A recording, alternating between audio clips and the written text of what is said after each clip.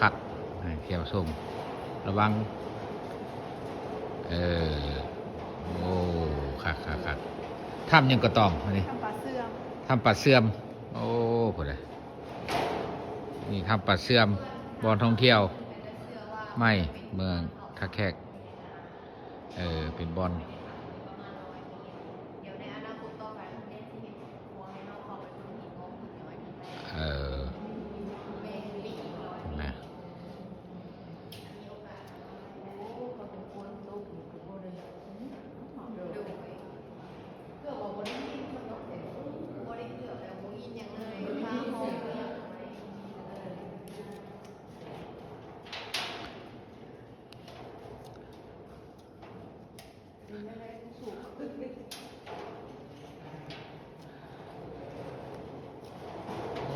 นะ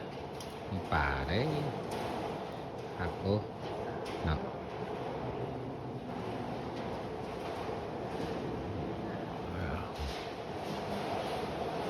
น้ำย่อยใช่โอ้ครับ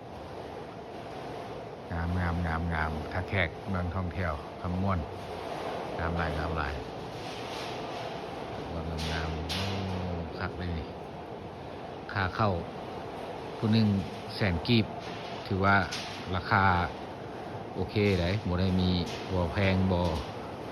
อันนั้นแต่ว่ามีความอำนวยความสะดวกหลายโอ้คักครับในเรื่อง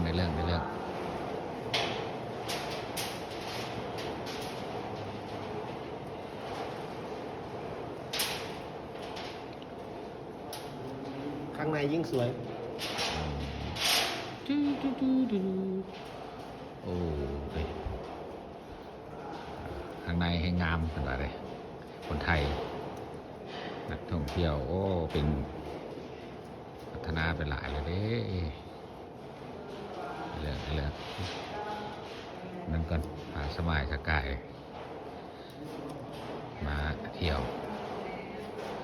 อยากมา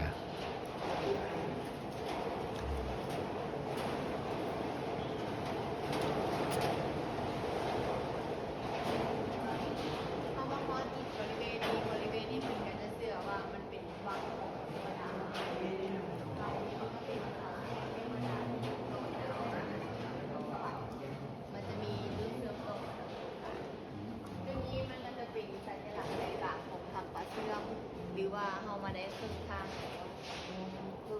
ครึ่งทางวันนี้เราสามารถเข้าไปที่ซาของโคนแล้วบริเวณตรงนั้นก็ปิดดอก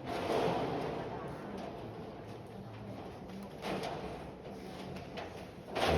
เป็นนบไม่งบไป